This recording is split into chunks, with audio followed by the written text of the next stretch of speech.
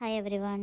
നമ്മളിപ്പം എടുത്തുകൊണ്ടിരിക്കുന്നത് പോപ്പുലർ ലിറ്ററേച്ചറാണ്. അതിൽ 3 ബ്ലോക്കും കംപ്ലീറ്റ് ആക്കി. 4ാമത്തെ ബ്ലോക്കിലെ ഫസ്റ്റ് യൂണിറ്റ് നമ്മൾ കഴിഞ്ഞ ക്ലാസ്സിൽ കംപ്ലീറ്റ് ആക്കി. ഞാൻ സെക്കൻഡ് യൂണിറ്റാണ് നമ്മൾ ഇന്ന് ഡിസ്കസ് ചെയ്യുന്നത്. വലിയൊരു യൂണിറ്റ് ഒന്നല്ല, ചെറിയൊരു യൂണിറ്റാണ്. നമ്മൾ ഓൾറെഡി ഭീമയാനെക്കുറിച്ചിട്ടാണ് പറയുന്നത്. അതിൻ്റെ ഒരു ബാക്കി പത്രം എന്നുള്ള രീതിയിൽ അതിൻ്റെ കുറച്ച് കാര്യങ്ങളൊക്കെയാണ് ഇതിൽ പറയുന്നത്. ഭീമയാനെക്കുറിച്ചിട്ടുള്ള കുറച്ച് കാര്യങ്ങൾ മാത്രമാണ് ഇതിൽ പറയുന്നത്. ഗ്രാഫിക് നരേറ്റീവ്സ് അനലൈസിങ് വ്യാംസ് ഭീമയാന, ഇതാണ് ഈ ഒരു യൂണിറ്റിൻ്റെ ഹെഡിങ് എന്ന് പറയുന്നത്. നമുക്കറിയാം ഇന്ത്യയിൽ എന്താണ് ജനപ്രിയമായിട്ടുള്ള കോമിക്സ്, അതുപോലെ തന്നെ diamond comics, Raj comics, Amar Chitrakatha, അതുപോലെ തന്നെ നന്ദൻ, ചഗ്പഗ് എന്നിങ്ങനെ പല കുട്ടികളുടെയും അതുപോലെ തന്നെ കൗമാരക്കാരുടെയൊക്കെ ഫേമസ് ആയിട്ടുള്ള ഒരുപാട് വായനകൾ ഉണ്ടായിരുന്നു. ഒരുപാട് ബുക്സ്. ഇതൊക്കെ എന്താണ് ഇതിനെതിരെ പല വിമർശനങ്ങൾ വന്നു. കാരണം ഇതൊക്കെ കുട്ടികളൊക്കെ എന്താണ് ഈ ഒരു ലോകമെമ്പാടും അതുപോലെ തന്നെ ഇന്ത്യയിലും ഈ ഒരു കോമിക്സ് ഒക്കെ എന്താണ് ജനപ്രിയമായിരുന്നു എങ്കിൽ പോലും ഇതെന്താണ് കുട്ടികളെ വഴി തിരിച്ചു വിടുന്നതിന് ഇതൊരു കാരണമാകുന്നു എന്നുള്ള രീതിയിൽ. അഥവാ അവർ അവരുടെ വിദ്യാഭ്യാസത്തിൽ നിന്ന് ശ്രദ്ധ തിരിക്കുന്ന ഒരു ശക്തമായിട്ടുള്ളൊരു മാധ്യമമായിട്ടാണ് ഈ ഒരു കോമിക്സ് ബുക്സിനെ, ഈ ഒരു കോമിക്കായിട്ടുള്ള ഈ ബുക്സിനൊക്കെ അവർ കണ്ടിരുന്നത്. സോ അതെന്താണ് അതുപോലെ തന്നെ ഇതിനെന്താണ് കുറഞ്ഞൊരു വിലക്ക് എന്താണ് ഇങ്ങനത്തെ പുസ്തകമൊക്കെ കിട്ടുക എന്ന് പറയുമ്പോൾ ചീപ്പ് റേറ്റിൽ ഇങ്ങനെ കിട്ടുക എന്ന് പറയുമ്പോൾ എല്ലാവരും അത് വാങ്ങിക്കും, അത് എല്ലാവരിലേക്ക് എത്തും ചെയ്യും. അപ്പം അതൊക്കെ എന്താണ് ആ ഒരു കുട്ടികളുടെ തന്നെ ആ ഒരു പഠനത്തിൽ അവർ പിന്നോട്ട് പോകാനുള്ളൊരു അവസ്ഥ ഈ കോമിക് ബുക്സ് ഉണ്ടാക്കുന്നു എന്നുള്ള പല വിമർശനം ആ ഒരു കാലഘട്ടത്തിൽ ഉയർന്നു വന്നിരുന്നു. ഇത് 1986 ആർട്ട് സ്പീഗൽമാൻ്റെ മോസ് എ സർവൈവേഴ്സ് ടെയിൽ എന്ന് പറയുന്ന ഒരു കോമിക്സ്. ഈ ഒരു കോമിക്സാണ് ഈ ഒരു അപരാധത്തിൽ നിന്ന് ഈ കോമിക്സിനെ തന്നെ തിരിച്ചു പിടിച്ചത്. അതിൻ്റെ ചീത്തപ്പേര് മാറ്റിയത് അദ്ദേഹത്തിൻ്റെ മൗസ് എ സർവൈവേഴ്സ് ടെയിൽ എന്ന് പറയുന്ന ഈ ഒരു കോമിക്സാണ്. അതുപോലെ തന്നെ മൗസ് എന്ന് പറയുന്ന 1992 പുളിറ്റൈസർ പ്രൈസ് നേടി. ആദ്യമായിട്ടൊരു ഗ്രാഫിക് ടെക്സ്റ്റിന് ഈ ഒരു ബഹുമതി നേടി. 1992 പുളിറ്റൈസർ പ്രൈസ് ആദ്യമായിട്ട് എന്തിന് കിട്ടി? ഒരു ഗ്രാഫ് ടെക്സ്റ്റിന് ആദ്യമായിട്ട് കിട്ടി. അപ്പം കോമിക്സ് എന്ന് പറയുമ്പോൾ അത്രയും വില കുറഞ്ഞ അല്ലെങ്കിൽ അത്രയും ഒരു നിലവാരം കുറഞ്ഞ സംഭവമായിട്ട് കാണുന്നിരുന്നെങ്കിൽ പോലും പിന്നീട് എന്താണ് അതിന് ബഹുമതികളും ആളുകളിൽ ഇടയിൽ നിന്നുള്ള അംഗീകാരം ഒക്കെ കിട്ടുന്നതോടുകൂടി തന്നെ അതിൻ്റെ റേഞ്ച്, അതിൻ്റെ ലെവൽ തന്നെ വേറായിപ്പോയി. ആളുകളുടെ ഇടയിൽ വളരെ താഴ്ന്ന ഒരു ലിറ്ററേച്ചർ എന്നുള്ള രീതിയിലായിരുന്നു അതിനൊക്കെ പരിഗണിച്ചിരുന്നത്. പക്ഷേ എന്താണ് ഇങ്ങനത്തെ പല പ്രൈസുകളും അതുപോലെ തന്നെ പല ശൈലികളും വന്നതോടെ അതിൻ്റെ മുഖച്ഛായ തന്നെ മാറ്റിമറിഞ്ഞു എന്നുള്ളതാണ്. പിന്നീട് നമുക്ക് പറയുന്നത് കുറച്ച് ഇൻട്രൊഡക്ഷൻ ടു ഭീമയാന. അതിൽ ഭീമയാൻ്റെ കുറച്ച് ഫീച്ചേഴ്സ് പറയുന്നുണ്ട്. അതിൽ നമുക്കറിയാം എന്താണ് അതിൽ ചിത്രങ്ങളും അതുപോലെ തന്നെ ഒരുപാട് രൂപങ്ങളും നമ്മുടെ ഗോണ്ട് വിഭാഗത്തിൻ്റെ എന്താണ് അവരുടെ ആർട്ടുകളും ഒക്കെ ഉപയോഗിച്ച് വരച്ചിട്ടുള്ള ഒരു ഇതാണ് ഭീമയാന എന്ന് പറയുന്നത്. ദുർഗാബായ് വ്യാം അതുപോലെ തന്നെ സുഭാഷ് വ്യാം എന്ന് പറയുന്ന ഈ 2 പേരാണ് അതിലുള്ള ആ ചിത്രങ്ങളൊക്കെ വരച്ചിട്ടുള്ളത് എന്നുള്ളതാണ്. അതുപോലെ തന്നെ വേറൊരു കാര്യമാണ് ഇതിനെന്താണ് ഒരു ബ്രാഹ്മണ ചിന്തക്കെതിരായിട്ടുള്ളൊരു കൗണ്ടർ നരേറ്റീവും കൂടെയാണ് ഭീമയാന എന്ന് പറയുന്നത്. കാരണം എന്താണ് ഉയർന്നവർ താഴ്ന്നവർ തൊടാൻ പാടില്ല, കാണാൻ പാടില്ല, ഒരു ജാതി വിവേചനങ്ങൾ, ഇങ്ങനത്തെ സംഭവങ്ങളൊക്കെ അതിൽ വ്യക്തമായിട്ട് അതിൽ ചൂണ്ടിക്കാണിക്കുന്നു. ചിത്രങ്ങളടക്കം അതിൽ ചൂണ്ടിക്കാണിച്ച് അതിനെ വിമർശിക്കുന്നു എന്ന് പറയുന്നത് അതൊക്കെ ഇതിൻ്റെ ഈ ഒരു ഭീമയാൻ്റെ പ്രത്യേകതകൾ തന്നെയാണ്. അതുപോലെ തന്നെ ഇത് 3 ഭാഗമായിട്ട് ഡിവൈഡ് ചെയ്തിട്ടുണ്ട് എന്നല്ല പറഞ്ഞു. വാർഡ്, ഷെൽട്ടർ, ട്രാവൽ എന്നീ ഒരു 3 വിഭാഗങ്ങളായിട്ട് ഇതിനെ തരം തിരിച്ചിട്ടുണ്ട്. പിന്നീട് പറയുന്നത് എന്താണ് ഒരു ഗ്രാഫിക് നോവലിൻ്റെ പാരമ്പര്യത്തിനൊരു ചാലഞ്ച് ഉണ്ടാക്കുന്നുണ്ട്. അത് ഒരു പരമ്പരാഗതമായിട്ടുള്ളൊരു ഗ്രാഫിക് നോവലിൻ്റെ ശൈലിയല്ല ഇതിനെന്നുള്ളതാണ്. നമ്മുടെ ഒരു പാശ്ചാത്യമായിട്ടുള്ളൊരു ഗ്രാഫിക് നോവലിൽ അതിൻ്റെ മാതൃകകളൊന്നും നമ്മുടെ ഭീമയാന പിന്തുടരുന്നില്ല. ഇതെന്താണ് പിന്തുടരുന്നത്? പരമ്പരാഗതമായിട്ടുള്ള നമ്മുടെ നേരത്തെ പറഞ്ഞ ആ ഗോണ്ട് ഫോക്ക് ആർട്ട് ഉപയോഗിച്ചിട്ടുള്ള ഈ ഒരു ജാതി അടിമത്തത്തിൻ്റെ കഥ പറയുന്ന ഒരു പ്രത്യേകമായിട്ടുള്ള ഒരു റാഡിക്കൽ ഒരു പരീക്ഷണം എന്നൊക്കെ പറയാം. ഈ ഒരു ഭീമയാനെ കുറിച്ചിട്ട് പറയും ആ ഒരു ജാതി അടിമത്തത്തിൻ്റെ ഒക്കെ ഒരു അതിനെതിരെ വിമർശിക്കുന്ന ഒരു പ്രത്യേകതരം ഒരു റാഡിക്കൽ പരീക്ഷണമായിട്ടാണ് ഭീമയാന വരുന്നത്. അപ്പം എന്താണ് പഴയ ഗ്രാഫിക് നോവലൊക്കെ എന്താണ് ഇതിൽ നിന്നും വ്യത്യസ്തമാണ് എന്നുള്ളതാണ്. ഇതെന്താണ് ഒരു സമുദായത്തിൻ്റെ, ദളിത് സമുദായത്തിൻ്റെ എന്താണ് ഒരു തുറപ്പിച്ചീട്ട് എന്നുള്ള രീതിയിലാണ് ഈ ഒരു ഭീമയാന വരുന്നത്. അതുപോലെ തന്നെ ഇപ്പോഴത്തെ പുതിയ കാലത്തുള്ള ഗ്രാഫിക് ബുക്സിൻ്റെ ലക്ഷ്യം എന്ന് പറയുന്നത് ഈ ദളിത് പോരാട്ടത്തിൻ്റെ തുടർച്ചയെക്കുറിച്ചിട്ട് ബോധവൽക്കരണം നടത്തുകയും ആ ഒരു ബോധവൽക്കരണം ആളുകളിൽ സൃഷ്ടിച്ചെടുക്കുകയും ചെയ്യുക എന്നുള്ളതാണ് ഇപ്പോഴത്തെ ഗ്രാഫിക് ബുക്സിൻ്റെ ലക്ഷ്യം. ദളിത് പോരാട്ടങ്ങൾ നടന്നിരുന്നു എന്നുള്ളത് എന്താണ് ആളുകളിലേക്ക് വീണ്ടും അതിൻ്റെ തുടർച്ചയെ എത്തിക്കുകയും അതിന് ഉള്ളൊരു ബോധവൽക്കരണം ആളുകളിലേക്ക് എത്തിക്കുക എന്നുള്ളതാണ് ഇപ്പോഴത്തെ ഗ്രാഫിക് നോവൽസിൻ്റെ അല്ലെങ്കിൽ ഗ്രാഫിക് ബുക്സിൻ്റെ ഒരു ലക്ഷ്യം എന്നുള്ളതാണ് ഇത് പറയുന്നത്.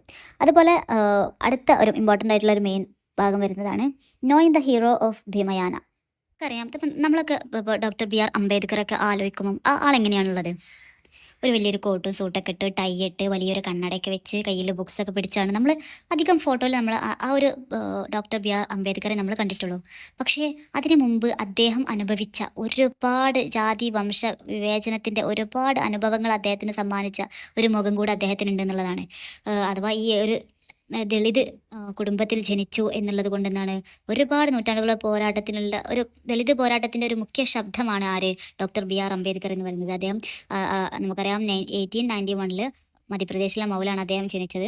മുംബൈ യൂണിവേഴ്സിറ്റിക്ക് ശേഷം പിന്നെ കൊളംബിയ അതുപോലെ തന്നെ ലണ്ടൻ സ്കൂൾ ഓഫ് എക്കണോമിക്സിൽ അദ്ദേഹത്തിൻ്റെ പഠനമൊക്കെ കഴിഞ്ഞ് ഇറങ്ങി സ്വതന്ത്ര ആയിട്ടുള്ള ഇന്ത്യയിൽ ആദ്യത്തെ നിയമമന്ത്രിയായിട്ട് അദ്ദേഹം സ്ഥാപന 1947 മുതൽ 51 വരെ അദ്ദേഹം ആ ഒരു സ്ഥാനം അലങ്കരിച്ച് തന്നെ നിന്നു. പിന്നെ ദളിതരുടെ ഏറ്റവും മുഖ്യ നേതാവാണ്. അതുപോലെ തന്നെ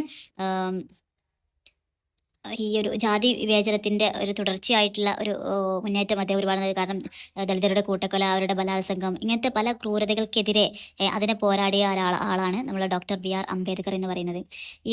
ശരിക്കും ഈ ഒരു ഭീമയാനിൽ ഡോക്ടർ ഒരു സൂപ്പർ ഹീറോ എന്നുള്ള ശൈലിയിലല്ല ശരിക്കും ഇതിൽ അവതരിപ്പിക്കപ്പെട്ടത്.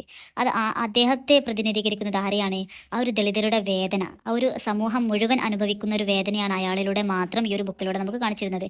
അതിനെതിരെ നടത്തുന്ന പോരാട്ടങ്ങൾ, ഇതിനെ പ്രതിനിധീകരിച്ച ഒരു വ്യക്തി എന്നുള്ള നിലക്ക് മാത്രമാണ് ഭീമയാനയിൽ നമ്മുടെ ഭീമനെ കാണിക്കുന്നത് എന്നുള്ളതാണ്. നമുക്കൊക്കെ ഏറ്റവും കൂടുതൽ ഇൻസ്പിറേഷൻ തരുന്ന ഒരു വല്ലാത്തൊരു ലൈഫാണ് നമ്മുടെ ഡോക്ടറിൻ്റേത്. കാരണം അദ്ദേഹമൊക്കെ വളർന്നു വന്ന ആ ഒരു സാഹചര്യങ്ങളിൽ നിന്ന് അദ്ദേഹം താണ്ടി വന്ന പല വേദനകളെയും മറികടന്ന് അദ്ദേഹം നേടിയെടുത്ത വിദ്യാഭ്യാസത്തിലൂടെ അദ്ദേഹം ഈ നമ്മുടെ ഈ ഒരു രാജ്യത്തിൻ്റെ തന്നെ ഏറ്റവും വലിയ നമ്മുടെ ലോകത്തിലെ തന്നെ ഏറ്റവും വലിയ എഴുതപ്പെട്ട ഭരണഘടന ആരുടേതാണ്? നമ്മുടെ ഇന്ത്യയുടേതാണ്.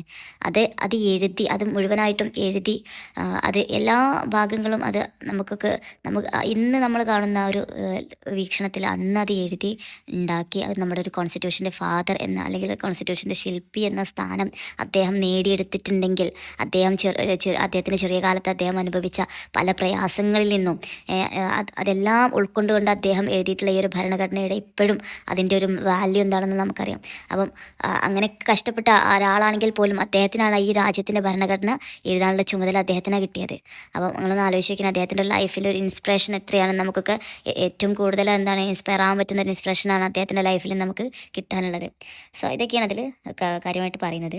പിന്നീട് പറയുന്നത് note on the structure of Bhimayana എന്ന് പറയുന്നുണ്ട്. ഇതൊക്കെ നമ്മൾ ഓൾറെഡി പറഞ്ഞ കാര്യങ്ങൾ തന്നെയാണ്. ഈ ഒരു ഗ്രാഫിക് നറേറ്റീവിൽ 4 പ്രധാന ഭാഗങ്ങളായി ക്രമീകരിച്ചിരിക്കുന്നു എന്നുള്ള കാര്യങ്ങൾ നമ്മൾ പറഞ്ഞു.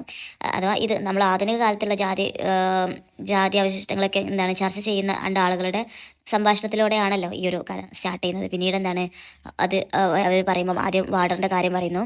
കൂട്ടുകാരിൽ നിന്ന് കുടിവെള്ളത്തിന് പ്രവേശനമില്ലാത്ത കാര്യങ്ങൾ, ഇവർക്ക് കിട്ടിയിരുന്ന പല ക്വാളിറ്റീസ് അല്ലെങ്കിൽ പല അഡ്വാൻറ്റേജസും ഇവർക്കില്ലാതായി, അങ്ങനത്തെ കാര്യങ്ങളൊക്കെയാണ് അവാർഡിൽ പറയുന്നത്. അതുപോലെ തന്നെ ഷെൽട്ടറിൽ പറയുന്നത് 1970 ബറോഡയിലേക്കുള്ള ഒരു ജോലി യാത്രയ്ക്ക് വേണ്ടിയിട്ട് പോകുമ്പം അദ്ദേഹം അനുഭവിക്കുന്ന അനുഭവങ്ങൾ, അങ്ങനെ ആ ഒരു വിദേശത്തും ഇപ്പോഴും ഇന്ത്യയിലും നിലനിൽക്കുന്ന പല കാര്യങ്ങളും അദ്ദേഹം ആലോചിക്കുകയാണ്. അങ്ങനെ ആ ഒരു പാർസി ഇതിൽ അവർ ചെന്നുപെടുകയും പിന്നീട് അവിടെ നിന്ന് നാട് കടത്തുകയും ചെയ്യുന്ന ഒരു പ്രത്യേകമായിട്ടുള്ളൊരു അനുഭവം. അതുപോലെ തന്നെ പിന്നീട് ട്രാവലിൽ പറയുന്നുണ്ട് 1934 ഒരു അദ്ദേഹം ഒരു ദളിത് നേതാവായി, ഔറംഗാബാദിൽ അദ്ദേഹം ഒരു ദളിത് നേതാവായി ഉയർന്നു വരുന്നുണ്ട്. ആ ഒരു സമയത്ത് അദ്ദേഹത്തിനുണ്ടായ അനുഭവങ്ങൾ, അഥവാ ഡോക്ടർമാർ പോലും എന്തെങ്കിലും അസുഖം വന്നാൽ അവരെ നോക്കാൻ വേണ്ടിയിട്ട് വിസമ്മതിക്കും. താഴ്ന്ന ജോലി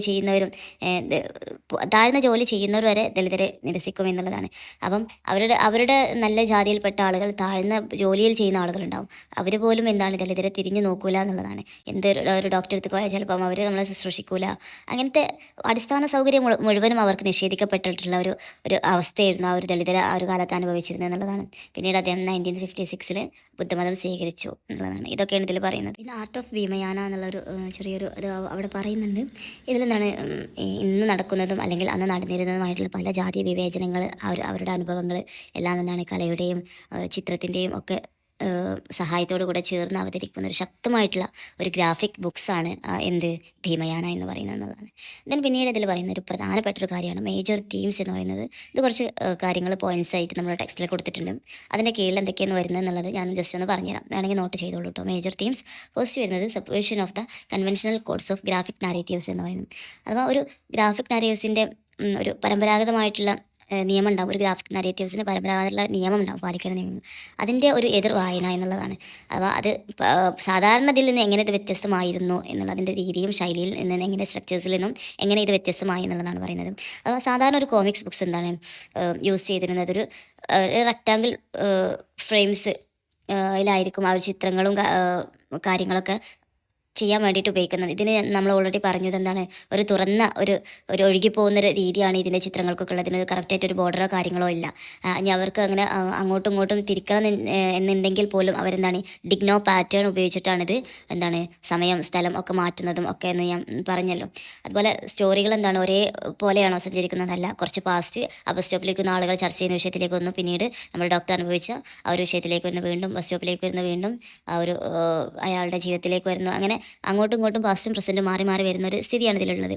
അതുപോലെ ഇതിലൂടെ എന്താണ് ദളിത് അവരനുഭവിച്ച പീഡനം, പ്രതിരോധം, അവകാശത്തിന് വേണ്ടിയിട്ടുള്ള പോരാട്ടം എന്നിവയൊക്കെ എന്താണ് സമഗ്രമായിട്ട് ആ ഒരു ചിത്രത്തിൻ്റെയും ഒക്കെ സഹായത്തോടു കൂടെ വളരെ ആഴത്തിലാണ് ഇതിൽ അവതരിപ്പിക്കുന്നത് എന്നുള്ളതാണ്. ഇതിൽ പിന്നീട് പറയുന്നതാണ് അൾട്ടർനേറ്റീവ് ഹിസ്റ്റോറിയോഗ്രാഫി. അഥവാ നമ്മൾ പഴയ കാലത്തുള്ള ചരിത്ര പുസ്തകങ്ങളൊക്കെ വായിക്കുമല്ലോ, അതിന് പകരം ആയിട്ടുള്ളൊരു ഒരു പുതിയ തരത്തിലുള്ളൊരു ചരിത്ര ഇതും ഓൾറെഡി ഒരു ചരിത്രമാണല്ലോ, നടന്ന സംഭവങ്ങളാണ് പറയുന്നത്. അപ്പം ഇതിന് പുതിയൊരു ഹിസ്റ്ററി ആയിട്ടുള്ളൊരു പുസ്തകം എന്നുള്ളതാണ് പറയുന്നത്. അഥവാ നമ്മുടെ ഈ ഒരു ഹിസ്റ്ററി ബുക്സിൽ എന്താണ് എന്തൊക്കെ ഉൾപ്പെടുത്തണം, എന്തൊക്കെ ഇതിൽ നിന്ന് ഒഴിവാക്കണം എന്നൊക്കെ ഉള്ളത് ആരാണ് തീരുമാനിക്കുന്നത്? പവർ പൊളിറ്റിക്സ് ആണ് തീരുമാനിക്കുന്നത്. അവരുടെ രാഷ്ട്രീയപരമായിട്ടുള്ള സംഭവങ്ങൾ, അവർക്ക് ആവശ്യമുള്ളതും അവർക്ക് നേട്ടം കൊയ്യാവുന്ന കാര്യങ്ങൾ മാത്രം ആ ടെക്സ്റ്റിൽ ഉൾപ്പെടുത്തി, അല്ലാത്തവയൊക്കെ എന്താണ് അവർ നിരാകരിക്കുന്നു. ഇങ്ങനെ അവരാണ് നിയന്ത്രിക്കുന്നത് എന്നുള്ള കാര്യം ഭീമയാനിൽ എന്താണ് ചൂണ്ടിക്കാണിക്കുന്നുണ്ട് കേട്ടോ. അഥവാ ഒരു എക്സാമ്പിൾ പറയുകയാണെങ്കിൽ ദണ്ഡി മാർച്ച് സംഭവങ്ങളൊക്കെ എന്താണ് ഹിസ്റ്ററിൻ്റെ പുസ്തകത്തിൽ ഊന്നി പറയുന്നുണ്ട്. പക്ഷേ അതിന് പകരം 3000 ദളിതരുകൾ ചേർന്ന് എന്താണ് അവർക്ക് ജലാവകാശത്തിന് ആവശ്യപ്പെട്ട് എന്താണ് സത്യാഗ്രഹം എന്ന സത്യാഗ്രഹം നടന്നിട്ടുണ്ട് 1923. ഇതെന്താണ് മുഖ്യധാരാ ചരിത്രത്തിൽ നിന്ന് അവർ ഒഴിവാക്കപ്പെട്ടു എന്നുള്ളതാണ്. ഈ ഒരു സത്യാഗ്രഹം എന്താണ് ദളിത് പ്രസ്ഥാനത്തിൻ്റെ ഡിക്ലറേഷൻ ഓഫ് ഇൻഡിപെൻഡൻസ് എന്നാണ് ആയിരുന്നുവെങ്കിലും ഇതെന്താണ് പാഠ്യപദ്ധതികളിൽ നിന്നും അഥവാ ചരിത്രത്തിൻ്റെ പുസ്തകങ്ങളിൽ നിന്ന് എന്താണ് അകലം പാലിച്ചു, അല്ലെങ്കിൽ ഇത് അപൂർവമായിട്ട് മാത്രമേ കാണുമ്പോൾ അതൊക്കെ അതിൽ നിന്ന് ഒഴിവാക്കി എന്നുള്ളതാണ്. അപ്പം അവർക്ക് പവർ പൊളിറ്റിക്സിന് എന്താണ് ആവശ്യം അത് മാത്രം കൊടുത്ത് ഈ ദളിതരുടെ സംഭവങ്ങൾ, അവർ പോരാട്ടിയ ചരിത്രം പോലും അവർ മറച്ചു വെക്കുന്നു എന്നുള്ളതാണ് ഭീമയാനിൽ ഉന്നയിക്കുന്ന ഒരു പ്രധാന കാര്യം എന്ന് പറയുന്നത്. ഇത് എന്താണ് ഇതിൻ്റെ പ്രാധാന്യം. അപ്പോൾ ഈ ഒരു ദളിതരുടെ ഈ ഒരു പ്രസ്ഥാനത്തിൻ്റെ പ്രാധാന്യം, അവരുടെ ഒരു അവകാശമൊക്കെ എന്താണ് ഈ ഒരു ഭീമയാനിൽ ശക്തമായിട്ട് ഇതിൽ പറയുന്നു എന്നുള്ളതാണ്. ദളിത് ചരിത്രത്തിൽ അവർക്ക് നഷ്ടപ്പെട്ട പല സംഭവങ്ങളും അതിൻ്റെ വീര്യം വീണ്ടെടുക്കാൻ അവർക്ക് ഈ ഒരു ഭീമയാന ഒരു വലിയൊരു മുതൽക്കൂട്ടായി എന്നുള്ളതാണ് ഇത് പറയുന്നത്. അതുപോലെ മൂന്നാമത്തെ ഒരു പോയിന്റ് പറയുന്നത് ഭീമയാന എപ്പൺ ഓഫ് രാമായണ എന്ന് പറയുന്നത്. നമുക്കറിയാം രാമായണ ആരുടെ കഥയാണ്? രാമൻ്റെ കഥയാണ്. അതിപ്പോൾ ഭീമയാന ആരുടെ? ഭീമൻ്റെ കഥയാണ്.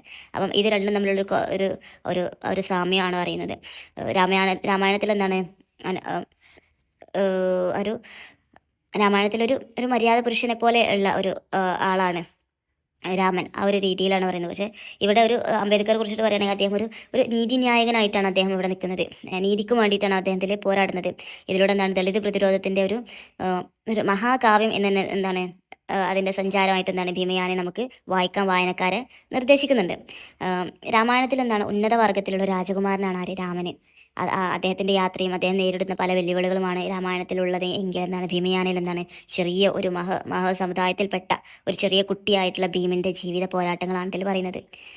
ഭീമൻ്റെ സാമൂഹ്യ അല്ലെങ്കിൽ ഒരു ചരിത്രപരമായിട്ടുള്ള ലിമിറ്റേഷൻസ് ഒക്കെ കടന്നുപോയി പിന്നീട് എന്താണ് ദളിതരുടെ ഹീറോ ആയിട്ട് അദ്ദേഹം മാറി എന്നുള്ളത്. അതാണ് ഭീമയാനയും അതുപോലെ തന്നെ രാമായണം തമ്മിലുള്ള ഒരു കണക്ഷനും അതിൻ്റെ ഉള്ളിലുള്ള തമ്മിലുള്ള ചെറിയൊരു വ്യത്യാസമാണ് ഇതിൽ പറയുന്നത്. ഇതിൽ പിന്നീട് പറയുന്ന ഒരു പോയിൻ്റാണ് പർദാൻ ഗോൺസ് ആൻഡ് ദയർ ഫോക്ക് ആർട്ട്. അഥവാ ഇതിൽ നമുക്കറിയാം ഗോണ്ട് വിഭാഗക്കാരെന്താണ് ആദിവാസി വിഭാഗമാണ്. ഇത് കൂടുതലായിട്ട് മധ്യപ്രദേശ്, ഛത്തീസ്ഗഡ്, മഹാരാഷ്ട്ര, ഒഡീഷ, ആന്ധ്രാപ്രദേശ് ഇവിടെയൊക്കെയാണ് അവരുടെ ഒരു വ്യാപകമായിട്ടുള്ളൊരു സാന്നിധ്യമുള്ളത്. ഈ പർദാർ ഗോണ്ടുകൾ എന്ന് പറയുന്നത് ഇവരിൽ നിന്നൊരു പ്രത്യേക വിഭാഗമാണ്. കാരണം ഒരു ഗോണ്ട് സമൂഹത്തിൻ്റെ സാംസ്കാരികമായിട്ടുള്ള ഒരു പൈതൃകങ്ങളൊക്കെ കാത്തു സൂക്ഷിക്കുന്ന ഒരു പരിപാലകരാണ് ആര്? ഈ പർദാൻ ഗോൺസ് എന്ന് പറയുന്നത്.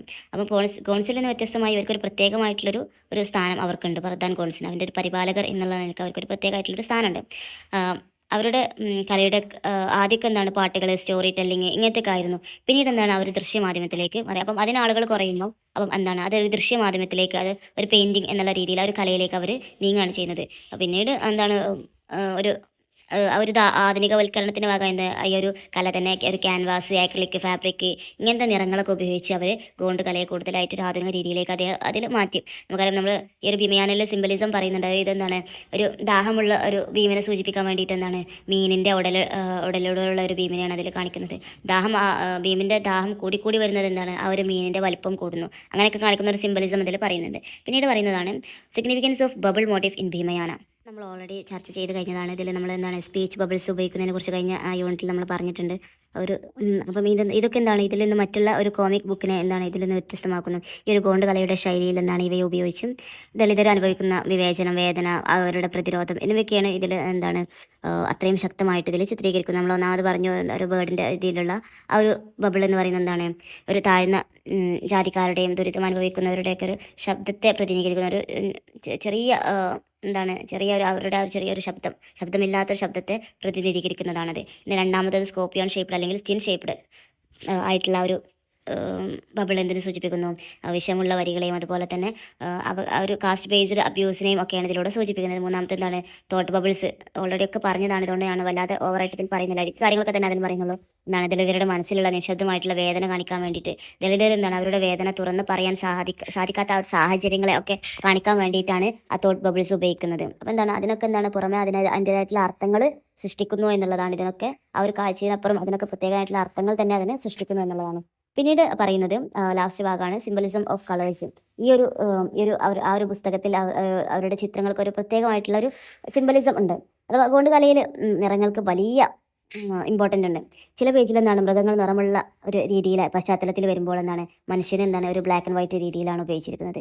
ഇതെന്താണ് ദളിത് ജീവിതത്തിൻ്റെ അവരനുഭവിക്കുന്ന ഒരു അവഗണന, ഇങ്ങനത്തെ കാര്യങ്ങളൊക്കെ അവരുടെ പ്രയാസങ്ങളൊക്കെ കാണിക്കാൻ വേണ്ടിയിട്ടാണ് ഇങ്ങനെ കൊടുക്കുന്നത്. അഥവാ ദളിതുകളെ മൃഗങ്ങളിൽ നിന്ന് പോലും താഴെയായി കാണിക്കുന്ന ഒരു പ്രത്യേകപരമായിട്ടുള്ള ഒരു സാമൂഹിക യാഥാർത്ഥ്യമാണ് അതിലൂടെ കാണിക്കുന്നത്. മൃഗങ്ങൾക്ക് നിറം കൊടുക്കുക, മനുഷ്യന്മാർക്ക് നിറം കൊടുക്കാതിരിക്കുക. അപ്പം എന്താണ് ആ മൃഗങ്ങൾ അത്ര സ്ഥാനം പോലും അവർക്ക് എന്താണ് മനുഷ്യന്മാർക്ക് കൊടുക്കുന്നില്ല എന്നുള്ളത് കാണിക്കാൻ വേണ്ടിയിട്ടാണ്.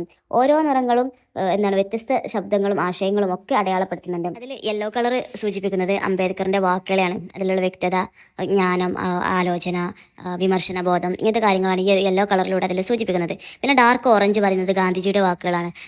അദ്ദേഹത്തിൻ്റെ നയതന്ത്രം, അതിൻ്റെ ഒരു പഴമ, ആ ഒരു ധാർമ്മികത, ചിലപ്പം അതെന്താണ് ഒരു ആശയ വ്യത്യാസവും സൂചിപ്പിക്കുന്നത് എന്നുള്ളതാണ്. ദെൻ പിന്നീട് മിൻറ്റ് ഗ്രീന് ആ ഒരു സമൂഹ സൂചിക നിയമത്തെ, നീതിയെ, അതിൻ്റെ ഒരു പുനർനിർമ്മാണം, അതിൻ്റെ ഒരു ഹോപ്പ്, ഇങ്ങനത്തെ കാര്യങ്ങളാണ് ഈ ഒരു മിൻറ്റ് ഗ്രീന് സൂചിപ്പിക്കുന്നത്. ദെൻ ബ്ലൂ വെള്ളം, ഇങ്ങനത്തെ കാര്യങ്ങളാണ്. അഥവാ ഒരു ദളിത് ജീവിതത്തിൽ അവർ വെള്ളത്തിന് വേണ്ടിയിട്ടുള്ള ഒരു പ്രാധാന്യം കാണിക്കാൻ വേണ്ടിയിട്ടാണ് ഒരു ബ്ലൂ കളറ്. അതുപോലെ തന്നെ അതിൻ്റെ ഒരു പുതുമ, അതിൻ്റെ ശോഭ, അതിൻ്റെ ഒക്കെ ഒരു എനർജി, ഇതൊക്കെ നിലനിർത്താൻ വേണ്ടിയിട്ട് ഉപയോഗിച്ചിരുന്നതാണ് ഈ ഒരു ബ്ലൂ കളർ എന്ന് പറയുന്നത്. അപ്പം ഇതിൽ ഈ ഒരു പുസ്തകത്തിൽ എന്താണ് നിറങ്ങൾക്ക് അതിൻ്റേതായിട്ടുള്ള ഒരു പ്രാധാന്യമുണ്ട് എന്നുള്ളതാണ് പറയുന്നത്. അപ്പം ഇതാണ് ഈ ഒരു യൂണിറ്റിൽ നമുക്ക് പറയാനുള്ളത്. നമ്മൾ ഓൾറെഡി പറഞ്ഞ കാര്യങ്ങൾ തന്നെയാണ്. പക്ഷേ എന്നാലും ഈ ഒരു തീംസൊക്കെ നമ്മൾ സെപ്പറേറ്റ് തന്നെ നോക്കണം. ചിലപ്പോൾ ഇതിൻ്റെ തീംസ് ആയിരിക്കും എക്സാമിന് വരിക. അപ്പം ഈ ഒരു പറഞ്ഞ കാര്യങ്ങളൊക്കെ തന്നെ വിശദീകരിച്ചൊന്ന് എഴുതിയാൽ നിങ്ങൾക്ക് നല്ല മാർക്ക് സ്കോർ ചെയ്യാൻ പറ്റും. നിങ്ങൾക്ക് നമ്മുടെ ക്ലാസ് ഇഷ്ടമാണെങ്കിൽ തീർച്ചയായും നമ്മളെ സപ്പോർട്ട് ചെയ്യണം. അതുപോലെ തന്നെ ഇഷ്ടപ്പെട്ടാൽ എന്തായാലും കമൻറ്റും ലൈക്കും അടിക്കാൻ മറക്കരുത്. നിങ്ങൾ ഇഷ്ടപ്പെട്ട ഫ്രണ്ട്സിന് ഇത് റെക്കമെൻഡ് ചെയ്യണം, അവർക്ക് ഷെയർ ചെയ്ത് കൊടുക്കണം. നിങ്ങളൊക്കെ സപ്പോർട്ട് കൊണ്ടാണ് വീണ്ടും ഞാൻ ഓരോ വിഷയങ്ങളും ഞാൻ വീഡിയോ അപ്ലോഡ് ചെയ്യുന്നത്. അപ്പം ഓക്കെ, ബൈ.